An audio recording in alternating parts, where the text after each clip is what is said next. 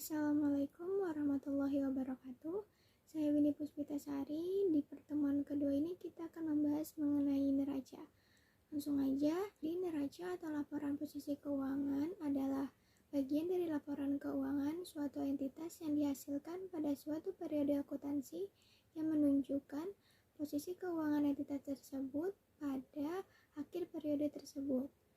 Neraca itu terdiri dari 3 unsur. Yang pertama itu ada aset, yang kedua ada liabilitas, dan yang ketiga itu ada ekuitas.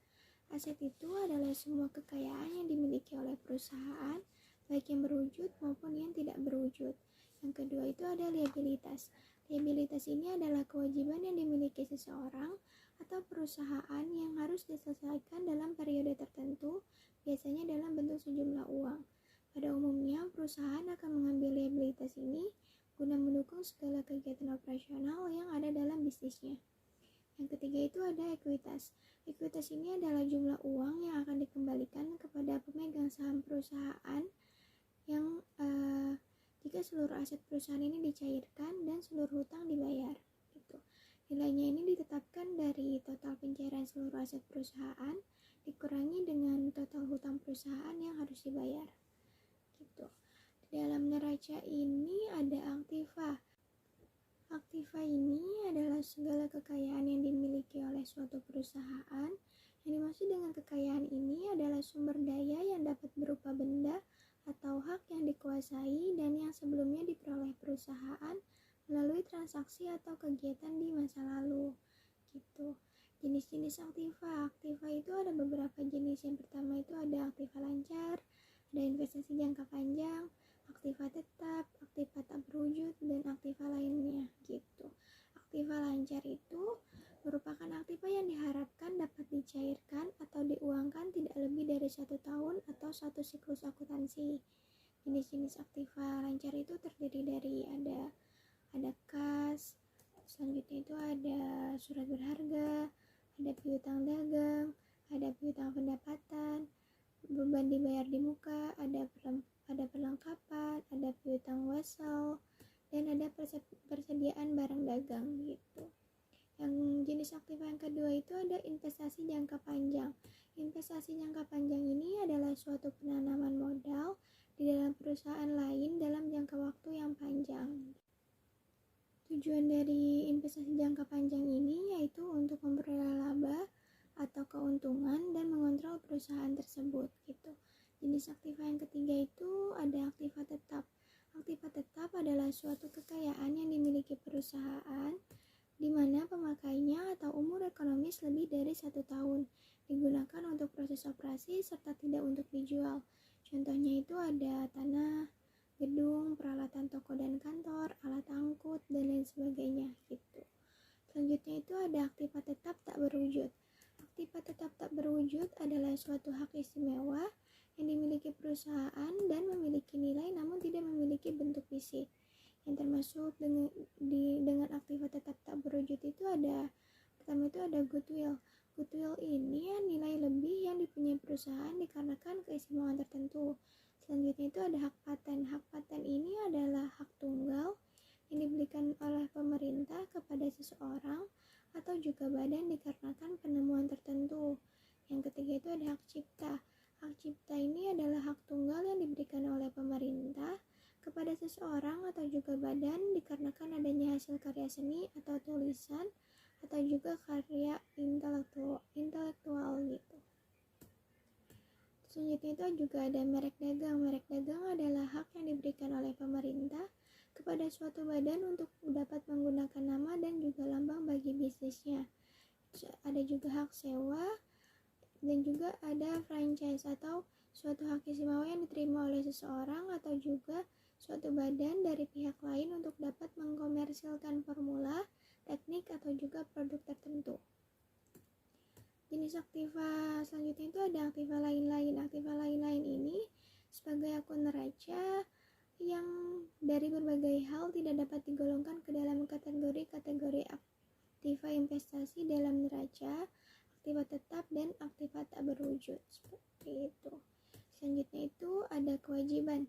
Kewajiban dalam akuntansi adalah hutang suatu perusahaan yang muncul karena transaksi pada waktu yang lalu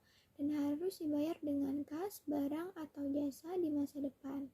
Secara simpelnya, kewajiban ini itu merupakan akun yang muncul pada waktu transaksi selesai namun belum mendapatkan timbal balik dari transaksi itu sendiri. Di dalam kewajiban itu ada kewajiban lancar, kewajiban jangka panjang, kewajiban lain-lain, dan utang yang distributor. Pertama itu kewajiban lancar. Kewajiban lancar ini adalah kewajiban yang harus dilunasi dalam waktu tidak lebih dalam 1 tahun atau 1 siklus normal operasi perusahaan. Yang kedua itu ada kewajiban jangka panjang. Kewajiban jangka panjang itu adalah kewajiban yang harus dilunasi dalam waktu lebih dari 1 tahun atau 1 siklus normal operasi perusahaan. Gitu. Contohnya itu ada utang hipotek. Utang hipotek ini adalah pinjaman jangka panjang dengan jaminan aktiva tetap.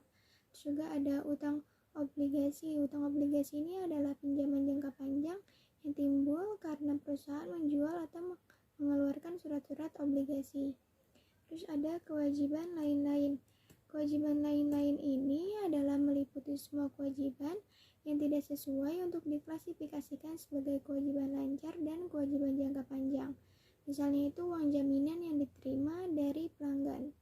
Yang keempat itu yaitu ada utang yang distributor, yaitu pinjaman yang diperoleh berdasarkan dari suatu perjanjian atau subordinasi di mana pinjaman ini dapat dibayar kembali apabila perusahaan telah melunasi kewajiban hutang tertentu. Selanjutnya itu ada modal. Modal adalah dana yang digunakan untuk membiayai pengadaan aset dan operasional suatu perusahaan. Modal ini dapat dilihat di neraca sisi kanan, yaitu ada hutang, saham biasa, saham preferen, dan laba ditahan. Dalam modal itu ada agio saham, ada laba yang ditahan, ada laba tahun berjalan, dan juga ada selisih penilaian kembali aktiva tetap. Gitu. Yang pertama itu kita bahas itu agio saham. Agio saham itu adalah kekayaan bersih perusahaan yang diperoleh dari penilaian atau penjualan saham di atas nominalnya. Gitu. Nilai agio saham ini diambil dari selisih harga jual dan harga beli suatu saham. Jadi singkatnya, agio saham ini adalah selisih lebih setoran pemegang saham di atas nilai nominalnya. Gitu. Yang kedua ini ada laba yang ditahan. Laba ditahan adalah bagian dari laba bersih perusahaan yang ditahan oleh perusahaan dan tidak dibayarkan sebagai dividen kepada pemegang saham. Uang ini biasanya diinvestasikan kembali ke dalam perusahaan agar menjadi bahan bakar utama untuk kelangsungan pertumbuhan perusahaan atau digunakan untuk melunasi hutang-hutang perusahaan. Yang ketiga itu ada laba tahun berjalan, yaitu laba yang diperoleh dalam tahun buku berjalan setelah dikurangi taksiran utang pajak. Gitu. Yang terakhir itu ada selisih penilaian kembali aktiva tetap. Selisih penilaian kembali aset tetap perusahaan yang diakibatkan adanya kenaikan nilai aset tetap tersebut di pasaran atau karena rendahnya nilai aset tetap dalam laporan keuangan perusahaan yang disebabkan oleh devaluasi atau sebab lain, sehingga nilai aset tetap dalam laporan keuangan tidak lagi mencerminkan nilai